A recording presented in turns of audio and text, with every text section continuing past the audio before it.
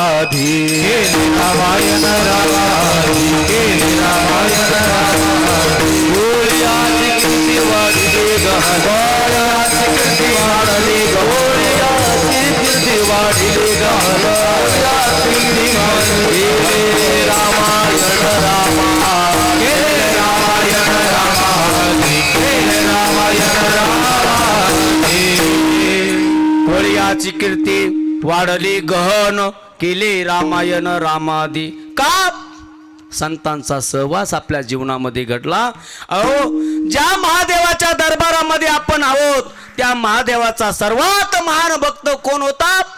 रावण होता। रावण विद्वान पंडित होता, ब्राह्मण होता आणि तो विद्वान पंडित ब्राह्मण भगवान परमात्म्याच्या भगवान शिवाच्या कुबेर नगरीचं कुबेराने जी सोन्याची नगरी बनवली होती त्या नगरीची वास्तुशांती करण्यासाठी रावण भगवान शंकराच्या सोन्याच्या नगरीमध्ये गेले होते। भगवान शंकराला असं वाटलं माझी एखादी सोन्याची नगरी असावी। मला सगळे म्हणतात काय भगवान शंकर कुठे राहतात? हो स्मशानात राहतात। कुठे राहतात? स्मशानात राहतात। माझी एखादी सोन्याची नगरी असावी म्हणून भगवान शंकराला वाटले आणि भगवान शंकराने कुबेराला आज्ञा दिली, कुबेर जा म्हटले माझ्यासाठी एखादी सोन्याची नगरी निर्माण करा। कुबेराने अहोरात्र कष्ट करून सोन्याची नगरी निर्माण केली। एवढी गोड सुंदर अशी सोन्याची नगरी निर्माण केली आणि त्या नगरीची वास्तुशांती करण्यासाठी कोण आला? रावण आला। रावण कोण होता? रावण रावण साधा पंडित नव्हता, महान तपस्वी साधू होता रावण। आणि तो रावण भगवान शंकराच्या सोन्याच्या नगरीमध्ये वास्तुशांतीची पूजा करत होता। पूजा करत असताना सुंदर अशा प्रकारचे मंत्र त्या रावणाने गायले आणि गायल्यानंतर भगवान शंकर प्रसन्न झाले। वास्तुशांती संपली आणि संपल्यानंतर त्या ठिकाणी दान देण्याचा कार्यक्रम चालू झाला। सर्व पंडित जमा झाले, कुणाला काय पाहिजे कुणाला काय पाहिजे भगवान शंकर वाटू लागले। तेवढ्यामध्ये रावणाचा नंबर आला आणि रावणाला सांगितलं सुंदर अशा प्रकारची पूजा केली माझ्या नगरीची, तू सांग म्हटलं तुला काय पाहिजे। कुणाला प्रश्न केला? रावणाला प्रश्न केला तुला काय पाहिजे सांग। रावण म्हणला देसाल का? म्हणले का नाही मी देईल फक्त माग म्हटला काहीतरी माग। रावण म्हणला देवा देणार नाही। म्हणले मी देईल तू फक्त महाग। म्हणले देवा देणार? हो म्हणले देणार। म्हणले मागू? म्हणले महाग।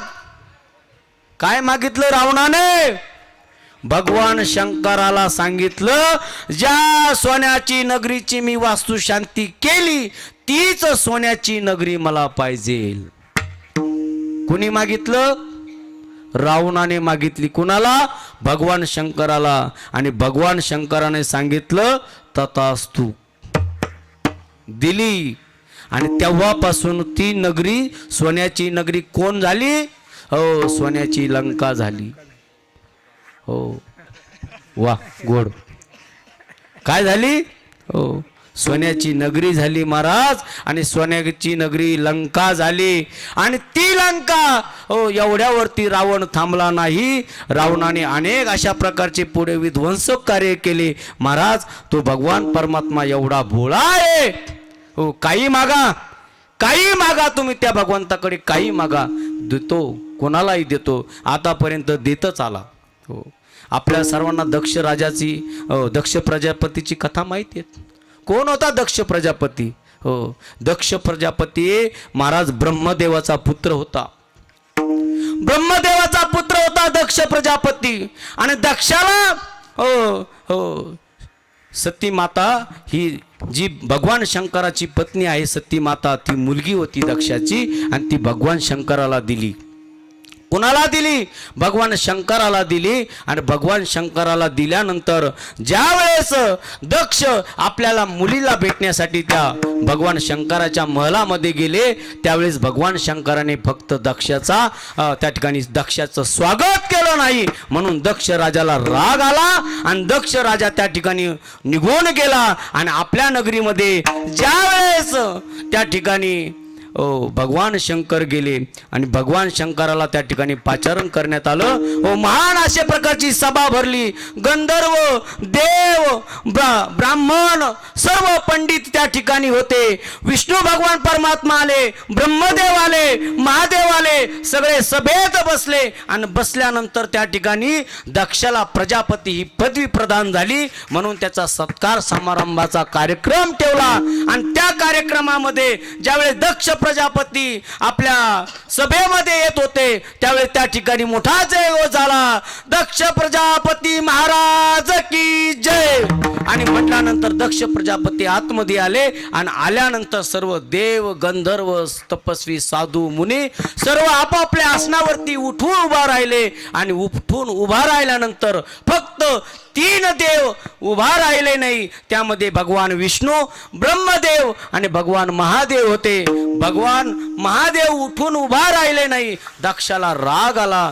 दक्षाला असं वाटलं माझा जावई आहे पण जावयानं सासऱ्याची किंमत ठेवली नाही. राग आला.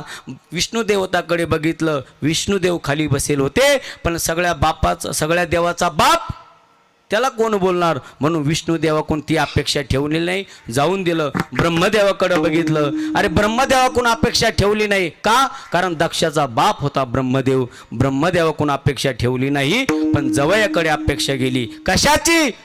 सासऱ्याचा सन्मानाची. सासऱ्याला सन्मान जवयाकडून पाहिजे होता. आतापर्यंत ज्या ज्या सासऱ्यानं जवयाकडून सन्मान मिळवला त्या सासऱ्याचं पतनच झालं. विठ्ठल विठ्ठल विठ्ठल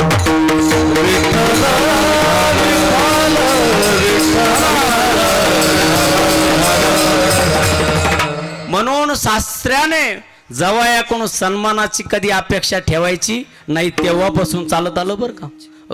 म्हणून आता ज्यांचं चालू आहे सासऱ्या जवयाचं नातं त्यांनी सन्मानाची अपेक्षा ठेवू नये. जवई बेकार असतात. जवयाचं रूप कधी दाखविल सासऱ्याला काही कळणार नाही. भगवान शंकराला त्या ठिकाणी दक्षाने रागाने बघितलं आणि रागाने बघितल्यानंतर बडबड करू लागले. असाच हे मसानात राहणार आहे. याला मी उगाच मुलगी दिली. याचं काही खरं नाही. याच्या गळ्यात सर्प आहे. याच्या गळ्यात मेलेले माणसाचे मुंडके आहे. याचं काही खरं नाही. मी चुकीचं केलंय असं तो बोलू लागला. आणि बोलत असताना त्या ठिकाणी महादेव काहीच बोले नाही पण नंदी होता.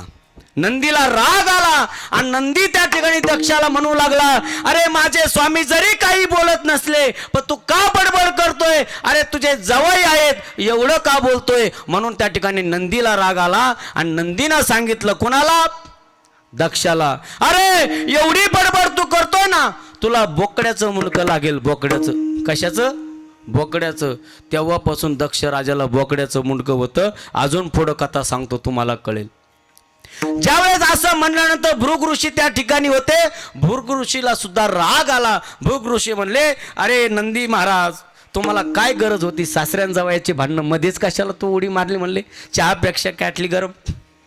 गरज नव्हती म्हणले तुला मध्ये उडी मारायची. कशाला बोलला म्हणले तू? जा म्हणले मी पण श्राप देतो. आजपासून महादेवाचे सगळे भक्त बम बम बोले किधर भी चले. आजपासून श्राप दिला महाराज. तेव्हापासून महादेवाचे भक्त कसं आहे तुम्हाला माहिती आहे सर्वांना. म्हणून तो श्राप आहे भृग ऋषीचा बरं का. मग अशा प्रकारची सभा मोडली. सगळे आपापल्या निघून गेले. त्या ठिकाणी निघून गेल्यानंतर दक्ष राजाला दक्ष प्रजापतीला राग संपला नव्हता. त्याचा राग तसा शिल्लक होता. त्याला वाटलं जवयाचा अपमान करायचा म्हणजे करायचा. त्याने काय केलं? जवयाने सासऱ्याचा अपमान केला ना. आता सासऱ्याने ठरवलं आपल्या जवयाचा अपमान करायचा म्हणून मोठा यज्ञ ठेवला. आणि त्या यज्ञामध्ये सर्व देवांना बोलवलं, ऋषी मुनींना बोलवलं, गंधर्व आदी सर्व त्या ठिकाणी आले आणि सर्वांना त्या ठिकाणी एक एक भाग द्यायचा ठरला. जुन्या काळामध्ये दान करत होते. आताच्या काळातही करते पण आता पैसे दान करते. जुन्या काळामध्ये भूमिदान करत होते. जुन्या काळामध्ये गोदान करत होते. जुन्या काळामध्ये सुवर्णदान करत होते. जुन्या काळामध्ये मुलीचं कन्यादान करत होते. आता बी करते पण पैसे घेऊन करायला लागलेत. कळतं का माझं बोलणं तुम्हाला? जुन्या काळ सांगतो. असा काळ बदलत गेला. आता काळ तसा राहिला नाही महाराज. आता 1 फुटासाठी खून होते. एका इंचासाठी भावाभावाचे मर्डर व्हायला लागले. कशामुळे? या धनामुळे, या संपत्तीमुळे. म्हणजे आता शेती कुणी दान करत नाही, आता गाय कुणी दान करत नाही, आता सुवर्ण कुणी दान करत नाही. 1,56,000 58,000 सोनं झालं, कोण दान करतं? आता सोपं राहिलं का? सोपं राहिले नाही, म्हणून ते दान कोणी आता करत नाही. अशा प्रकारचं दान पूर्वी करत होतं. सर्वांना भाग देण्याचा ठरला, मोठा यज्ञ ठरला आणि सर्वांना निमंत्रण पत्रिका गेली. सगळे देव गंधर्व त्या ठिकाणी आले आणि सती मातेला असं वाटलं आपणही आपल्या बापाच्या यज्ञामध्ये जावं. म्हणून भगवान शंकराला विनंती केली, चला म्हणले माझ्या बापाने फार मोठा यज्ञ ठेवला, ते यज्ञाला चला. म्हणून ते यज्ञाला जाण्यासाठी सती माता तयार होती. पण महादेव म्हटले माझा अपमान केला तुझ्या बापाने, आता मी तिथे येणार नाही, मी तिथे येणार नाही. हरिद्वारमध्ये कंकर्या क्षेत्री त्या ठिकाणी यज्ञ झाला होता, तो दक्ष राजाने केला होता. मग येणार नाही म्हणून पार्वतीला असं वाटलं आता काय करावं. परंतु महादेवानं सांगितलं तुला जायचं तर जा. म्हणून नंदीला घेतलं, गणाला सोबत घेतलं आणि सती माता त्या यज्ञामध्ये गेली. गेल्यानंतर त्या ठिकाणी कुणी सती मातेला बोलत नव्हतं, बहिणी बोलत नव्हत्या, आई बोलत नव्हते, बाप बोलत नव्हता, कुणी बोलत नव्हतं, मैत्रिणी बोलत नव्हत्या. पण ज्या बोलत होत्या त्या काय करत होत्या माहिती आहे का? खोडसाळपणा करत होत्या. खरे तुझं लग्न झाल्यापासून तुझा नवरा कपडे घालत नाही, आता घालतो का कपडे? अरे तुझा नवरा मशानात राहतो म्हणते, आता त्याने एखादा बंगला गिंगला काही? हो, अशा प्रकारचं वर्णन करू लागला, तिला चुकीचं बोलू लागला, तिला टॉर्चर करू लागला. आताच्या भाषेत सांगायचं आहे की नाही? टॉर्चर करू लागल्या आणि टॉर्चर करत असताना तिला राग आला आणि ती आपल्या वडिलाकडे गेली, दक्षाकडे गेली आणि दक्ष राजाला विनंती केली, बाबा माझ्या मालकाचं चुकलं, सोडून द्या. कशाला राग करताय? झालं गेलं गोष्टी सोडून द्या, सन्मान द्या. तुमची ते जावाई आहेत ते म्हटले तुला कोणी बोलवलं, तू कशाला आली, तुम्हाला आम्ही यज्ञाला बोलवलं का? हो, कोण बोलतंय? स्वतःचा बाप बोलतो सती मातेला. सती मातेला राग आलाय. सती माते त्या ठिकाणी दक्षाला म्हणू लागली, माझे पती मला दक्षयन म्हणतात, है की नाही महाराज? हो, मला दक्षयन म्हणतात, दक्षयनी म्हणतात, मला दक्षाची मुलगी म्हणतात. आता जर तुम्ही माझ्या मालकाचा स्वीकार करत नसेल, माझ्या नवऱ्याला मान सन्मान देत नसेल, तर मला जगायचं नाही, मला मरायचं. म्हणून सती मातेने यज्ञात उडी मारली आणि जशी यज्ञात उडी मारली तसं कहार झाला आणि त्या ठिकाणी भगवान शंकराला कळालं सती मातेने यज्ञात उडी मारली. यज्ञ चालू असताना या हवनामध्ये उडी मारली आणि ज्यावेळेस भगवान शंकराला कळालं त्यावेळेस भगवान शंकराने जटा मोकळ्या केल्या आणि कैलास पर्वतावरती आदळल्या. त्याच्यातला एक केस उपटला, त्याचा वीरभद्र तयार झाला आणि त्या वीरभद्राला सांगितलं, जा मले दक्षाचा यज्ञ नाश कर, ओ दक्षाचं मुंडकं छाट, सगळा हाहाकार त्या ठिकाणी सगळं नाश करून टाक. असं म्हटल्यानंतर वीरभद्र त्या ठिकाणी निघाला. हजारो सैन्य आपल्या सोबत घेतलं, त्या यज्ञामध्ये गेला, यज्ञाचा नाश केला. त्या ठिकाणी अनेक हत्या त्या ठिकाणी त्या वीरभद्राने केल्या आणि दक्षाचं मुंडकं छाटलं, ते यज्ञात टाकलं. कुणाचं मुंडकं? दक्ष प्रजापतीचं मुंडकं छाटलं, यज्ञात टाकलं. सगळे देव भयभीत झाले, पळू लागले, सैरावैरी पळू लागले, इकडे तिकडे गेले. महादेव का आपलं ब्रह्मदेवाकडे गेले, ब्रह्मदेवा काहीतरी मार्ग काढा, हे आता जमणार नाही, यज्ञ पूर्ण करावं लागेल, दक्ष राजाचा यज्ञ पूर्ण झाला पाहिजे. ब्रह्मदेव म्हटले आता हे माझ्याकडून शक्य नाही, ज्याच्यामुळे हे सर्व बिघडलं सर्वांनी त्याच्याकडे जा. सर्व देव मुनी भगवान शंकराकडे गेले.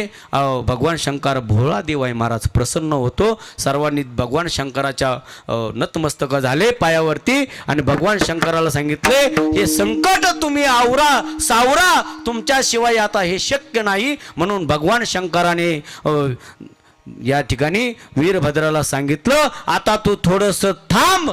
आणि आता सगळं थांबवलं. थांबवल्यानंतर सगळे जमा झाले. ते म्हटले यज्ञ तर आता अर्धवट ठेवता येणार नाही, यज्ञ पूर्ण झाला पाहिजे. पण यज्ञ पूर्ण करायचा असेल तर त्या ठिकाणी दक्षाला मुंडकं नाही, धड पडलेलं होतं, मुंडकं यज्ञात होतं. म्हणून आता काय करायचं? म्हणून बोकड्याचं मुंडकं काढलं आणि कोणाला लावलं? दक्षाला लावलं आणि तेव्हापासून दक्षाला बोकड्याचं मुंडकं, तेव्हापासून भगवान शंकराच्या दर्शनाला जर गेले तर बकरीचा आवाज लोक काढते. कशाचा आवाज काढते का नाही तुमच्याकडं? बकरीचा आवाज काढते. बऱ्याचशा लोकांना माहीत नव्हतं बकरीचा आवाज काहून काढते. हो महाराज, मग त्यावेळेस दक्ष राजा भगवान शंकराच्या पाया पडले आणि त्यांना सांगितलं माझं चुकलं, मला माफ करा. त्यावेळेस भगवान शंकराने माफ केलं आणि त्यांना सांगितलं आजपासून माझ्या दर्शनाला जो येईल तो तुमचा आवाज काढल्याशिवाय मी त्यांना प्रसन्न होणार नाही. तेव्हापासून भगवान शंकराच्या मंदिरामध्ये जाताना लोक बकराचा आवाज काढते आणि नंतर त्या महादेवाचं दर्शन घेतात. विठ्ठल विठ्ठल विठ्ठल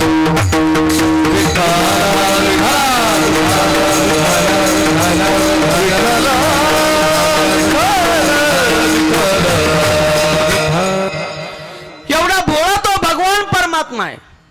दक्ष राजाने, दक्ष प्रजापतीने एवढा अपमान केला, पण त्यालाही सुद्धा त्या ठिकाणी त्याच्यावर सुद्धा प्रसन्न झाले.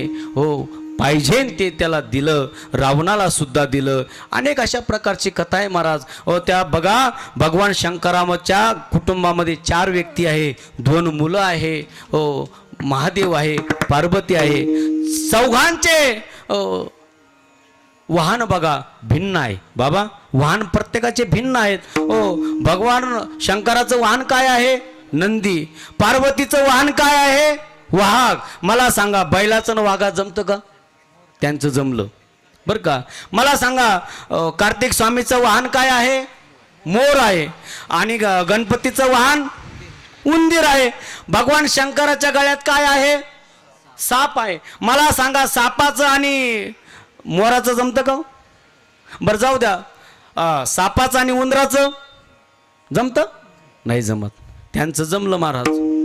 आपलं काहीच जमानं ना, आपलं काहीच जमानं, आपलं सर्वांचं. आपलं सुनाला सासू जमानं सहन होई ना. सुनाला कोण सहन होणं? आता सासू सहन होत नाही. सासूला एकच सून, ती सुद्धा नांदवता येईन. लक्षात घ्या. बापाला मुलगा ऐकानं आम बाप, मुलाला बाप कळानं. कुणाचं सांगतो मी? आपलं सांगतोय. अरे त्यांचं 4 ठिकाणी 4 होतं, 4चं वैर होतं पण एकत्र होते. आपले 4 एकत्र आहे पण 4 ठिकाणी वैर आहेत. का? विचार नाही ना. विठ्ठल विठ्ठल विठ्ठल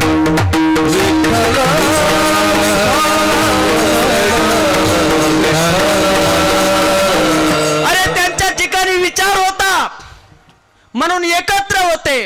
आपल्या ठिकाणी विचार संपला म्हणून एकत्र जरी असले तर मन आपले भिन्न आहे. ते विचाराने एकत्र होते, मनाने एकत्र होते, राहण्यासाठी भिन्न होते, त्यांचे वाहन भिन्न होते पण सर्वांचं जमत होतं. आपलं सगळं एकत्र आहे पण काहीच जमत नाही. कशामुळे? विचार संपले. म्हणून विचारा वाचोनी न पविजे समाधान. ज्याच्या ठिकाणी क्षणोक्षण हाची करावा विचार. विचाराशिवाय काहीच नाही. ज्याच्या जीवनातला विचार संपला त्याचं अस्तित्व संपलं. ज्याच्या जीवनातला विचार संपला त्याचं वैभव संपलं. म्हणून विचार कमवा. ज्याचे विचार चांगले तो 4 माणसात बसतो आणि ज्याचे विचार संपले तो 4 माणसातून उठतो. विठ्ठल विठ्ठल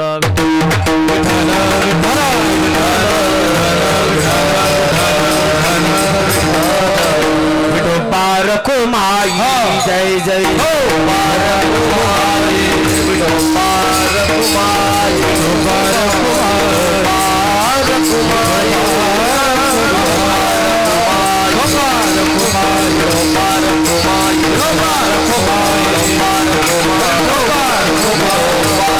माई पारखो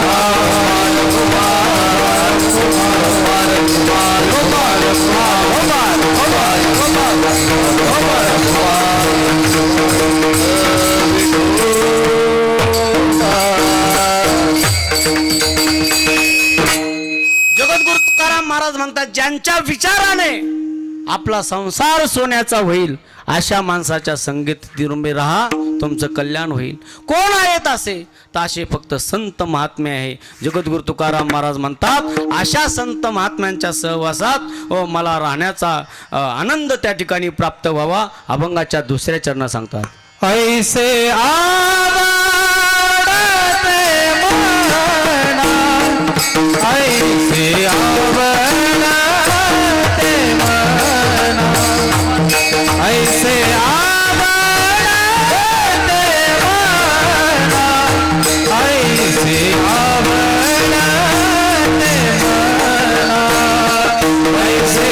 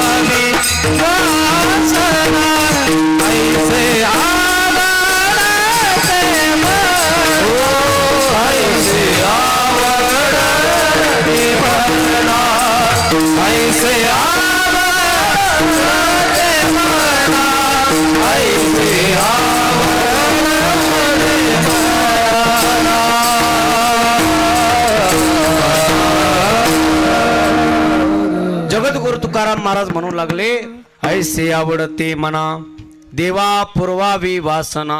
काय आवडतं?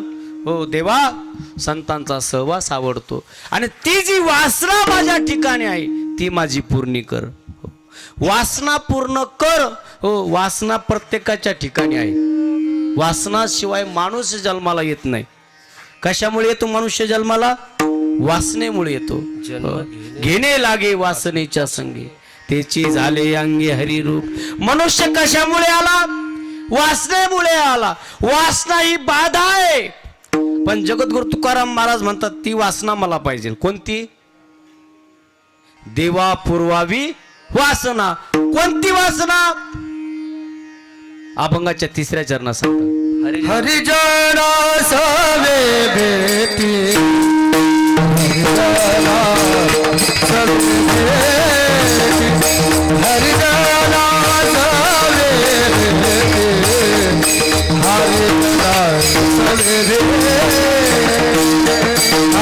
हरिजना सवे भेटी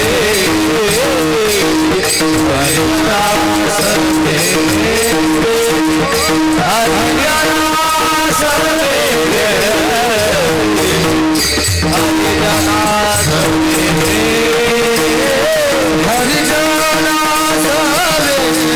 भेटी हरिजना सवे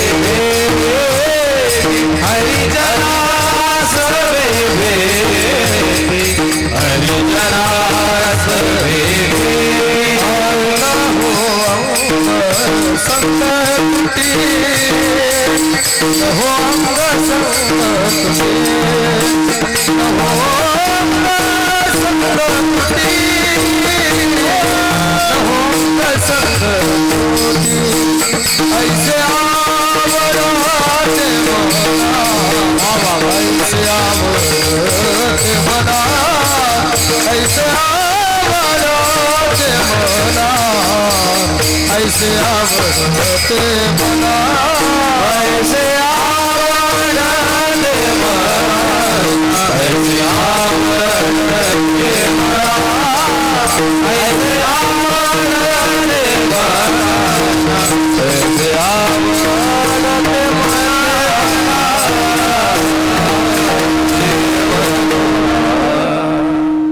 जगद्गुरु तुकाराम महाराज म्हटले देवाला, देवा मला माझी वासना जर तुम्हाला पूर्ण करायची असेल ना, हरिजना सवे भेटी ही माझी वासना आहे. कोणती? हो, हरिजना सवे. या जगात कोण रिकामा आहे बाबा संतांची भेट म्हणणारा?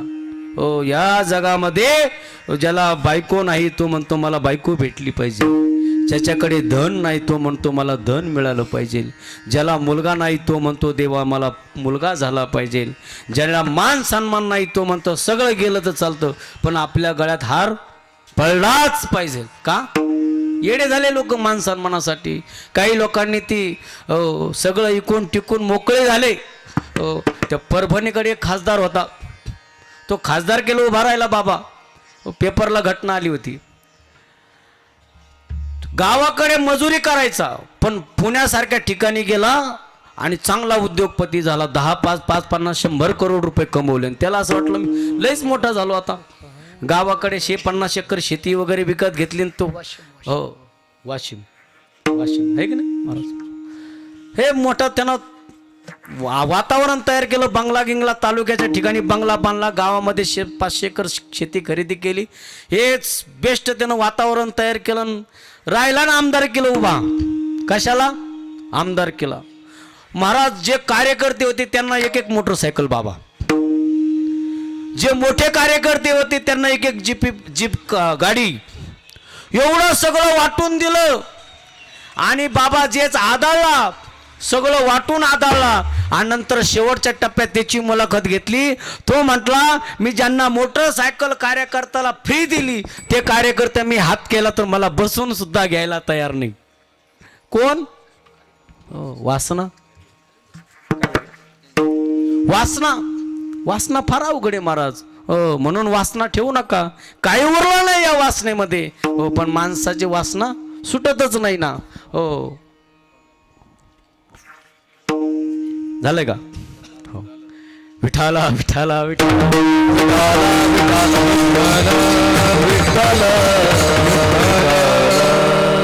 जाऊ द्या. तुमचं काय सांगायचं आहे की नाही महाराज? तुमचा संसार काय सांगायचा? आमचे महाराज लोक. एका महाराजाला मी फोन केला, तुळशीराम महाराज. त्यांना म्हणलं बाबा आमच्या आडगावमध्ये कीर्तन तुमचं ठेवायचं मोठं सप्ताह असतो. तुम्ही आता आले होते 2 वर्षापूर्वी आमच्या गावाला. सप्ताहामध्ये तुमचं कीर्तन ठेवायचं, नारळ किती द्यावं लागेल? ते म्हणले 51,000. म्हणलं बाबा मी महाराज बोलतोय म्हणलं, आणि गावातलं एवढं वातावरण नाही आहे पण 20-25 हजारापर्यंत आम्ही तुमची व्यवस्था करतो. ते म्हणले तुम्ही गावातले महाराज असताल त्याबद्दल माझं काही दुमत नाही, पण तुम्ही काय करा फोन ठेवून द्या, मला फोन करू नका. का? मी 51,000च्या खाली येणार नाही. आलो तर शेवटी 41,000 रुपये घेईल. असलं तर मला फोन करा, नसलं तर तिकडंच जा. फोन ठेवला कार्यकर्त्यांना. म्हणलं आपल्याकडून काही वाजत नाही, आपल्या काही लायकीचा कार्यक्रम दिसत नाही, तुम्ही तुमचंच पहा. हो महाराज, मला सांगायचं तात्पर्य तुमच्या वासना काय सांगायच्या. आमच्या वासना एवढ्या फुगाला लागल्या की महाराज फुगले पण वासना कमी होईना. विठ्ठल विठ्ठल विठ्ठल.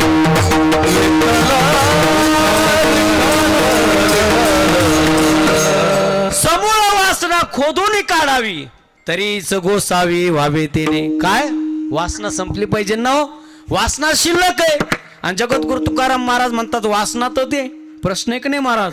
तुम्ही म्हणतात वासना काढा आणि संत वासना मागतात, पण संतांची वासनेमध्ये आणि आपले वासनामध्ये फरक आहे. आपली वासना संसाराची आहे आणि देवाची, संतांची वासना देवाबद्दल आहे. संताला देव पाहिजे आणि तुम्हा आम्हाला संसार पाहिजे. भक्त देवाकडे जातात, देवा माझं कल्याण कर, माझा उद्धार कर. आणि संसारिक माणसं देवाकडे जातात, देवा अरे 1 नारळ फोडतो पण 10 क्विंटल कापूस होऊ दे. देवा रोज तुझे दर्शनाला मी येतो, माझ्या पाळणा हलू दे. देवा मी आळंदी पंढरपूरची वारी करतो, माझं चांगलं जोरात चालू दे. वाढावे संतान, वाढावे संतान, वाढावे संतान, वाढावे संतान. धान्य गृही व्हावे धनधान्य, धान्य गृही व्हावे धनधान्य, गृही व्हावे धनधान्य, गृही व्हावे धनधान्य. वाढावे संतान, ग्रही व्हावे धन धान्य. काय अवस्था, ही वासना आहे महाराज आपली. आणि अशी वासना जर आपली असेल तर आपलं कधी उद्धार व्हायचा, कधी आपलं कल्याण व्हायचं. म्हणून ही वासना आपण टाकली पाहिजे. आणि संत महात्म्यांची वासना वेगळी आहे, त्यांची फळद्रूप असते आणि आपले फल देते. पण आपलं शेंदाडू कडू निघतं आणि त्यांचं शेंदाडू पिकतं का? पिकले या शेंडे कडू पण गेले. म्हणून संत महात्म्यांच्या वासनेमध्ये आणि आपल्या वासनेमध्ये फरक आहे. संत देवाला मागतात, मागण्यामध्ये मागण्याच्या हेतूमध्ये, मागण्यामध्ये स्वार्थ नाही. आणि तुमच्या आमच्या मागण्यामध्ये स्वार्थ आहे. देवा हरिजना सवे भेटी न हो अंग संग तुटी. मला हरिजनाची भेट व्हावी अशी अपेक्षा आहे देवा. पण हरिजनाची भेट कशी व्हावी? दोन प्रकारची भेट सांगितली, त्याच्यामध्ये एक अंग आणि संग सांगितलं. अंगमध्ये सहवास सांगितला रोजचा. माणसं म्हणतात ना, महाराज आमचा एवढा मुलगा गावामध्ये लई खोड्या करतो, घेऊन जा त्याला. का? तुमच्या सहवासात राहीन तर थोडा सुधरण, आहे की नाही महाराज? हो, थोडंसं परिवर्तन होईल त्याच्यामध्ये, त्याला घेऊन जा. त्याला म्हणतात अंग. आणि संग कशाला म्हणतात? सहज एखाद्या वेळेस संतांची भेट व्हावं. ज्याप्रमाणे वल्ल्या कोळ्याला नारद मुनीची भेट झाली, नारदाचा वल्ल्या कोळ्याचा उद्धार झाला, त्याप्रमाणे संग असा जर आपल्या जीवनामध्ये घडला तर आपला उद्धार होईल. म्हणून या ठिकाणी संत तुकाराम महाराज म्हणतात, हरिजना सवे भेटी न हो अंग संग तुटी. ऐसे आवडते मना देवा पुरवावी वासना. शेवटच्या चरणामध्ये सांगतात, तुका म्हणे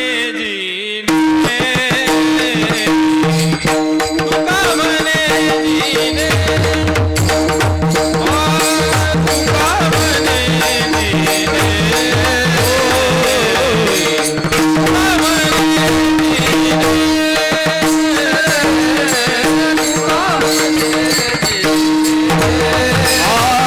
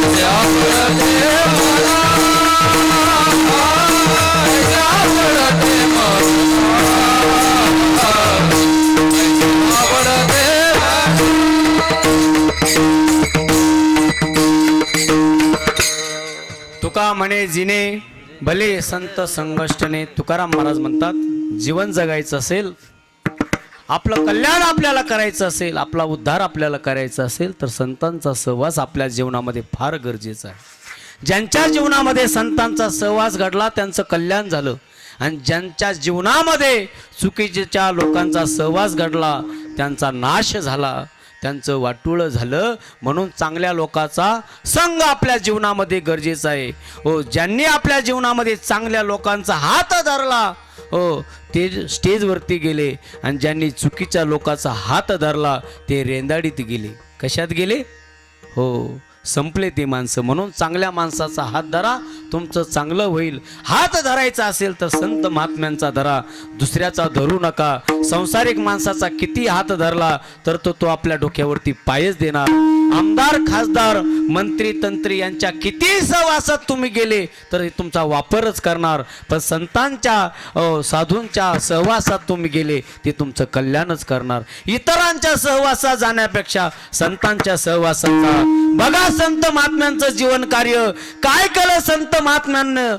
चला संत तुकाराम महाराजांकडे 350 वर्ष झालेत. हो, गाथा नावाचा ग्रंथ तयार केला, बाबाच्या मुखोद्गत आहे. गाथा नावाचा ग्रंथ तयार केला, आपला माथा ठिकाणावरती आहे. कशामुळे? फक्त गाथ्यामुळे. विचार करा, संत तुकाराम महाराजांकडे सुद्धा संसार होता, पण संसाराच्या नावे घालवण्या शून्य वाढत हा पुण्य धर्म केला. संसार सुखाचा झाला. अरे बाईल मेले बरे झाले, देवे माया सोडविले. दुष्काळे आटीला द्रव्य नेला मान, स्त्री एक अन्न करता मिली. त्यांनी संसार केला पण संसाराचा विचार केला नाही, म्हणून 350 वर्ष झाले आम्ही त्यांच्या नावावरती पोट भरतो. चला संत ज्ञानेश्वर महाराजांकडे 750 वर्ष झाले. जगाला 22व्या वर्षी हो समाधी घेतली. 18 वर्ष ते 22 वर्षापर्यंत ज्ञानेश्वरी नावाचा ग्रंथ दिला. आज समाज ज्ञानी झाला. ज्ञानेश्वरीवरती आज टीका लोक करायला लागले. कशामुळे? हो, कशामुळे? हो, समाजाला ज्ञान दिलं. कळत नव्हतं का ज्ञानोबरायांना आपण संसार करावा, पण माई महाराज संसार हो विचार नाही संसाराचा, फक्त समाजासाठी केलं, नाव झालं. चला छत्रपती शिवाजी महाराजांकडे 350 वर्षे होऊन गेले. नाही कळलं का त्यांना आपल्या मुलाबाळासाठी काहीतरी करून ठेवायचं? नाही विचार केला. धर्मासाठी लढले, धर्मात मोठं केला, धर्मासाठी जीवन संपवलं. 350 वर्ष झाले महाराष्ट्र त्यांच्या नावाने चालला. काय केलं या लोकांनी? फक्त चांगल्याचा संग केला. अरे चांगल्याचा संग केला. कुणी केला? छत्रपती शिवाजी महाराजांच्या आईने छत्रपती शिवाजी महाराजांना काय शिकवलं?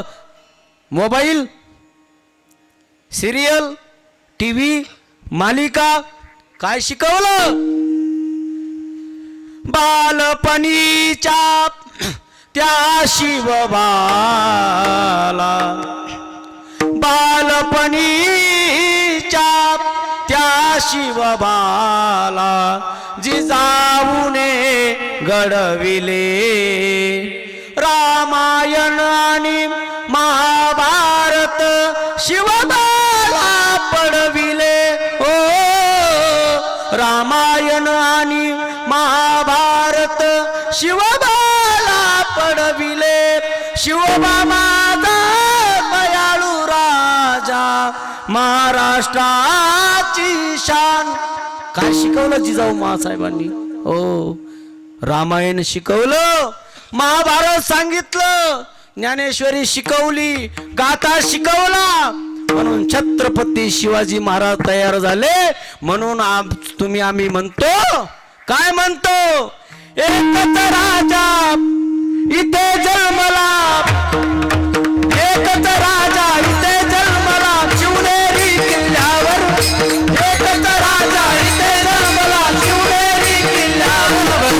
हो, छत्रपती शिवाजी महाराज की राजाचं नाव बघा. टाळी वाजवा, टाळी. किल्ल्याच्या दगडावर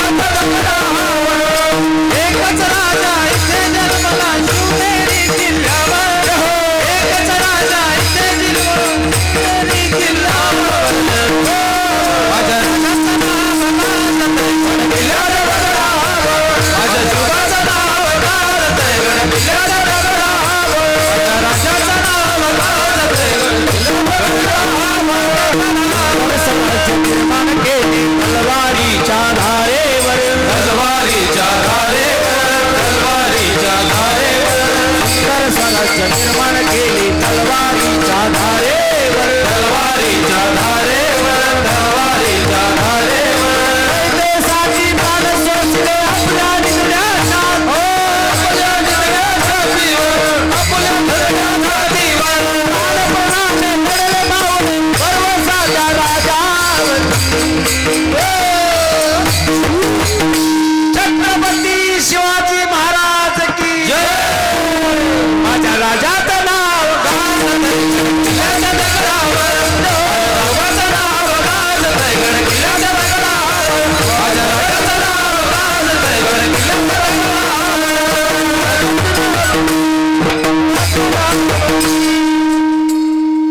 तुम्ही कोणी टाळ्या वाजविना? अहो छत्रपती शिवाजी महाराजांना 350 वर्ष होऊन गेले, पुन्हा छत्रपती जन्माला आले नाही आणि पुन्हा दुसरा छत्रपती होणार सुद्धा नाही. का? त्यांच्या आईनं गीता रामायण महाभारत शिकवलं म्हणून. बरं का, ध्यानात ठेवा. 350 वर्ष झाले जगद्गुरु तुकाराम महाराज पुन्हा नाही, पुन्हा तुकाराम महाराज होणार नाही. काय? त्यांच्या माझ्या वडिलाची मिराशिगा देवा, तुझी चरण सेवा पांडुरंगा. पुन्हा संत तुकाराम महाराज नाही आणि पुन्हा ज्ञानोबराय नाही. का? आई वडिलांनी दिलेलं त्याग, हो, आई वडिलांनी जिवंत घेतलेली हो समाधी. का? त्याग हे जीवनामध्ये पुन्हा ते होणार नाही. आपला काय त्याग आहे? आपलं बायको ऐकत नाही, आपलं पोरग ऐकत नाही, आपलं कोणीच ऐकत नाही. काय त्याग आहे आपला? आणि आपलं असं आहे हो, दुसऱ्याचं काही झालं चालतं पण आपलं सोयीचं झालं पाहिजे. त्याग नाही महाराज आपल्या जीवनामध्ये. हो, जुन्या काळामध्ये लोक होते, मान मर्यादा इज्जत होती. आता राहिली नाही महाराज. आता ते नाही राहिलं. आता या पक्षाचे त्या पक्षात, त्या पक्षाचे त्या पक्षात, सगळ्याच्या टोप्या आपल्या डोक्यात माणसं तयार झाले. आता कशाचं राज्य महाराज? आता कशाचा धर्म? आता धर्म फक्त तुम्ही आम्ही तुम्हाला सांगायचा आणि तुम्ही कानाने ऐकायचा आणि घरी जाऊन गोधडीत झोपायचं. धर्म इथपर्यंतच राहिला आता. का? विचार संपली माणसाची. म्हणून तुकाराम महाराज म्हणतात, तुका म्हणे जिने भले संत संगष्टने. जीवन जगायचं ना, कसं जगा? छत्रपती शिवाजी महाराजांसारखं जगा. जीवन जगायचं धर्मवीर संभाजी महाराजांसारखं जगा. अरे मरण पत्कारलं हो, पण धर्म सोडला नाही. जीवन जगा. धर्म रक्षती रक्षताहा. अरे जो धर्माचं रक्षण करील, धर्म त्याचं रक्षण करील. माणसं आता कशाचा धर्म महाराज? बाबा, माणसं वचनामध्ये बांधतच नाही स्वतःला, त्याच्यामुळे माणसाचं अस्तित्व राहिलं नाही. माझी वेळ संपली. आज काय झालं, आमच्या गणेश भाऊनं पुरणपोळी भजे बोंड सगळे खाऊ घातले. आवाज असा आज काही मिळत लागा ना आवाजाचा, पण काय आज तुळशीराम महाराज आहे, आमचे शुभम महाराज आहे. आज गोड झालं एकदम, बेस्ट एकदम. आज आनंद वाटला मला. असे माणसं असल्यानंतर काय आमच्यासारखे येडेवाकडे सहज तरुण जातात. कशामुळे? महाराज पाठीमागे चांगले माणसं लागत आहे. मग कोणाचं घासत नाही, कुत्र कोणाचं घासत नाही, फक्त मोठ्याचं पाहिजे. कोणाचं पाहिजे? त्याला पुरणपोळी खायला भेटते. आणि ते जरा रोडचं सडक छाप असलं त्याला लाकडच निसते, त्याचे नुसतं कानं आणते लोक. त्याच्यामुळं मोठ्याचं होऊन राहा. हो, काय मोठ्याचं होऊन राहा. ज्ञानोबराय म्हणले, तुझ्या नामाचा घोंगडा मी बांधीन. आहे की नाही बाबा? हो, एकदा मणिमंगळसूत्र घातलं ना, मग ते दारुडे असू द्या, चोर असू द्या, लुच्चा असू द्या, कसा असू द्या, त्या माता भगिनी म्हणतात, माझ्या नशिबेना तसं जाऊ द्या, त्याचा संसार पूर्ण करते. कुणाचं तरी होऊन राहा, तो मरेपर्यंत तुम्हाला सांभाळील. आणि तुमचं असं आहे, ह्यो गेला का त्याचे झेंडे, तो गेला का त्याचे झेंडे, आपण कुणाचेच नाही ना. म्हणून आपलं कोणीच वाली नाही, म्हणून कुणाचं तरी होऊन राहा. जसं माता भगिनी आपल्या मालकाचं होऊन राहत्या, हो, कुणाचा अधिकार नसतो त्यांच्याकडे बघण्याचा, तसं तुम्ही अधिकारी व्हा, अधिकार व्हा, अधिकार बनवा, आपलं कल्याण करा. ह्याच ठिकाणी संत तुकाराम महाराज म्हणतात, हो, ह्याची व्हावी माझी आस, जन्मोजन्मी तुझा दास. हो, काय मागायचं हे देवाकडे मागा, पूर्णत्वाला जातं. इतर मागण्यामध्ये काही अर्थ नसतो. आजचे या ठिकाणी मला आमचे गणेश भाऊ शिंगारे यांनी या ठिकाणी सेवा दिली. सहज योगायोगाने माझी आळंदी पंढरपूर दिंडी असते आणि दिंडीला हा परिवार माझ्या या ठिकाणी आत्ताच सप्ताह झाला, सप्त्याला ते आले होते. त्यांनी बघितलं, त्यांना असं वाटतं महाराज बरे दिसतेत, चांगलं कीर्तन करतेत. त्यांना असं वाटलं आपल्याही गावामध्ये महाराजांचं एखादं कीर्तन व्हावं, म्हणून त्यांच्या माध्यमातून मला मिळालेली सेवा भगवान मामा एखंडे त्यांच्यामुळे ही सेवा प्राप्त झाली. त्यांच्या ठिकाणी मी त्यांची व्याही या ठिकाणी आलेत, त्यांच्याही ठिकाणी नतमस्तक होतो. आपण सर्वच मंडळी, गावकरी मंडळी, महिला मंडळ भरपूर आहे आणि आपलं गावच असं पुण्यवान आहे महाराज. दोन गोष्टी मला गावात मिळाल्या. मी थोडासा वेळ शिल्लक झाला आहे की नाही, वेळ संपला आपला, जास्त वेळ झाला. बरं जाऊ द्या, आता थोडीशी माफी मागतो. तुमच्या गावाचं सांगतो, माझं नाही सांगत. आता तुमच्या गावामध्ये येताना मला दोन गोष्टी फार महत्त्वाच्या मिळाल्या. पहिला मिळाला सत्कार. माझ्या लग्नात सुद्धा मला एवढा सत्कार नाही घडला, तो सत्कार या मंडळीनं मला दिला. सर्वांनी एकदा टाळे वाजवा. दुसरं मला या गावामध्ये मिळालं, प्रत्येकाच्या दारामध्ये दिवा लावलेला होता. बरं का, आदर्श काय घ्यायचा मी सांगतो तुमचं, बरं का. मी माझं आता मुळीच सांगणार नाही, माझी वेळ संपली. तुमचं सांगतो, मला प्रत्येकाच्या दारामध्ये दिवा दिसला, मला तुमचा आदर्श घ्यावा असा वाटला. हो. आणि तिसऱ्या ठिकाणी मला असं वाटलं की मी ज्या घरी थांबलो ते बाबा 110 वर्ष जगले आणि बाबांनी 100 वर्ष भगवंताचं भजन केलं. महाराज गावाचा परमार्थ आहे. परमार्थ काही माणसं म्हणतात सांगावं लागत नाही, चेहऱ्यावरची भाव सांगतो. हा चोर आहे, साधू आहे, हा कोण आहे, चेहऱ्यावरचा भाव सांगतो. तुमच्या गावाचा परमार्थ सांगतो. गाव परमार्थिक आहे, म्हणून चुकीच्या गोष्टी मांडणे, विनोद मांडणे ह्या गावाला शोभणाऱ्या नाही. म्हणून मला असं वाटलं, बाबाला बघितलं आणि काहीतरी आपल्याला जे सांगता येईल ते चिंतन सांगण्याचा मी प्रयत्न केला. जे चुकलं असेल ते माझ्या बुद्धीचा दोष, जे काही बरोबर असेल ते माझे गुरुवर्य निवृत्ती महाराज घोडके, संत तुकाराम महाराज, वारकरी आश्रम गांधीली महाराजांची सेवा घडली. त्या सेवेतून जे काही मला मिळालं ते आपल्यासमोर मांडण्याचा प्रयत्न केला. आपण सर्व टाळकरी मंडळी, विनेकरी, मृदुंगचार्य सर्वांच्या ठिकाणी नतमस्तक होतो आणि सेवेला पूर्णविराम देतो. ज्ञानेश्वर माऊली महाराज